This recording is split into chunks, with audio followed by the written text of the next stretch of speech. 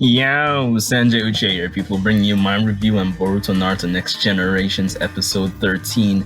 And I must say, getting into this one, I was thoroughly satisfied with the execution of this episode. It probably just might be the best episode of the series to date, honestly speaking. It just had all its elements well placed, and a lot of the content, or basically the execution of the episode, was top notch, honestly speaking. I was intrigued from start to finish. So let's get right into it. So last week, we left off with Mitsuki telling Boruto that he knew the identity of the person behind the ghost incidents. And we really start off the episode with Sai investigating more into the actual ghost incident. And we actually find out the person who's behind it. And as many people would have speculated, that it is the class rep Sumire, or how you pronounce her name, I suppose. But yeah, so Sai finds out that the person that was actually behind the ghost incident initially was Shigaraki Tanuki, who's apparently a former Ruta Foundation member that usually worked for Danzo.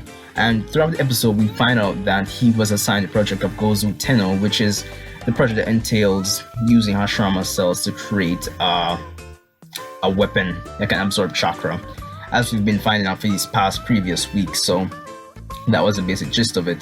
But we find out that his plan, this Kagarashi, well, did I say that right? But yeah, well, Kagarashi, where did I get from? Shigaraki, yeah.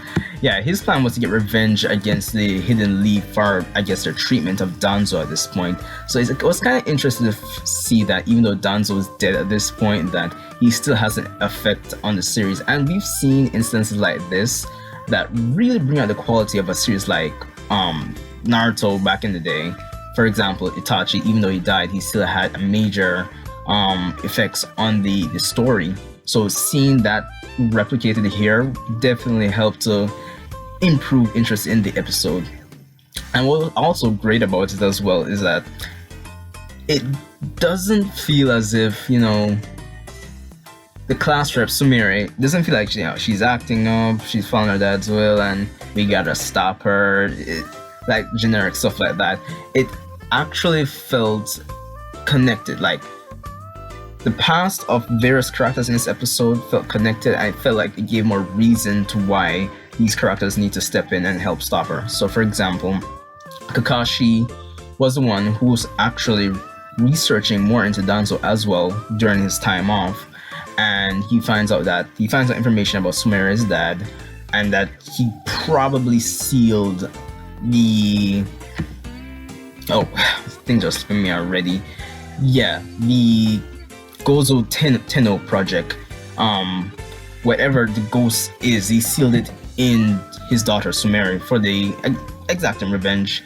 And since Kakashi was part of the Anbu, and in a sense may have interacted and worked with Danzo at one point, we have Sai there who's trying to actually find out who's behind this. He's figured out who's behind it, and he's trying to save them from outdated ideology.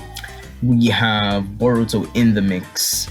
We have Naruto, of course. And yeah, it just feels like these characters' paths are connected, so it kind of gives this, I guess, it breathes life into these set of characters trying to, I guess, stop Sumire. It just doesn't feel generic. It just helps improve the quality to me overall. But there was that. I must say though, one thing that I liked about this episode was the transition in characterization for Sumire and Mitsuki. Sumire was painted as that Hinata knockoff, like, since the start of the series, and it was kind of refreshing seeing her acting in a different light, to say the least. And Mitsuki, we know that he had that killer instinct because he's gotten orders from We don't know who, but we assume it's Orochimaru. But for those of you that haven't read the Mitsuki one-shot chapter, it could be another character from that one-shot.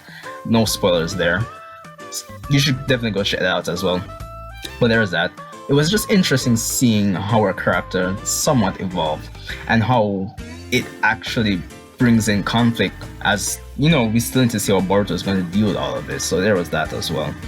Of course, we have Sumire summoning the demon or beast or yokai new in this episode, which is the actual Gezo Tenno project itself. It's the actual beast made from Hashirama cells that absorbs chakra, the one that Boruto keeps seeing with his special eye.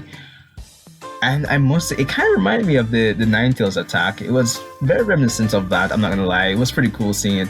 And we got a little tease with Naruto coming in, going 6 paths. I'm pretty sure he's overdoing 6 paths Tail Beast Sage mode. So he's using his Tail Beast mode transformation along with his 6 paths powers. Kind of overkill Naruto. But what's interesting about this episode as well is that it was kind of weird / interesting scene, even though that Naruto's the Hokage, Kakashi, even though Kakashi is a Hokage as well, the 6th, it was just kind of strange seeing Kakashi tell Naruto what to do in this episode, because it was a case where, sorry about that, it was a case where we have Naruto trying to come in and try to resolve this, but Kakashi tells him that the beast can absorb chakra, and if it absorbs his chakra, then it's going to be another kettle of fish to deal with. And as a last resort, Kakashi also knows that the jutsu caster of New, the end game is to use it as a bomb, so it'll self-destruct using the chakra it's acquired. So Naruto feeding the chakra wouldn't be a good idea. So it was kind of interesting dynamic there between the two Hokages. It was just kind of cool, but it didn't take away from the episode, but it was just interesting to see, honestly, the character dynamic there. Then, of course, we have Boruto and his side of the conflict trying to prevent Mitsuki, who's under orders to kill Sumire. So there was that as well, the conflict of interest between Mitsuki and Boruto. That was kind of cool to see. And then we got this scene where Boruto's eye does this weird lightning trick, and I'm not sure if it's because of Boruto's eye, but New, the beast, is transported. So, and Naruto clearly points this out as transportation jutsu, so similar to Obito. So New gets transported to where Boruto is, and New Sumire get transported to another dimension after Sumire decides to, give up her chakra to New, and then Boruto follows suit. And that's basically where your episode ends, if I'm not mistaken. Like, overall, this was a pretty good episode. The plot was really advanced. It actually felt like a lot of stuff happened this episode. The episode felt focused, and I'm not gonna lie, there's one thing I've always said, not in my videos, but kind of reasoned and kind of thought about, but sometimes the end of something can reveal something about the quality of stuff that came before it. So, for example, Samurai Jack, which I felt season 5 was a pretty good season, but last episode 10, kind of made it feel like some episodes before should have been used to execute other aspects of the story instead. But in this case, in Boruto's case, episode 13, it kind of feels like the whole villain of the week scheme, that kind of format for those episodes before, it kind of made it feel like, it was actually necessary at this point. So for what it's worth, there's that as well, I suppose. But yeah, there's that. So next week, based on the preview, we have Boruto and Mitsuki going after Sumire in whatever dimension that she's in. And that's basically it. I must add though that I really like how, even though they still have the old cast still in there, but they don't really take away from the current cast. I'm calling you a Gundam Seed Destiny. But yeah, they don't really take away from the new cast.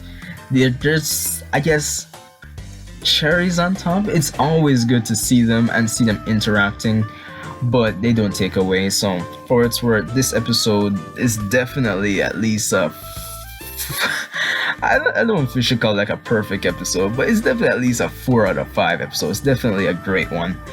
I loved it. Advanced the plot. Interesting character dynamics, character interactions. We got some action. Interesting reveals, even though some people that already speculated that the class rep was behind the attacks. We got a little history and connection to past characters. And through their, I guess, not really, well, yeah, connection, but I guess intertwining past through through Danzo's root are the Anbu organization. So that definitely, as I mentioned before, it definitely added, it felt like it added reason to why Kakashi and Sai were definitely involved in this whole plot. So, for what it's worth, that's all there is for this episode, people. Tell me what you thought about Boruto episode 13. Rate, comment, subscribe, and if you do subscribe, make sure to hit that bell down there so you can get notifications for when I actually post my new videos. So, Sanjay Uchiha, and I'll see you in the next one, people.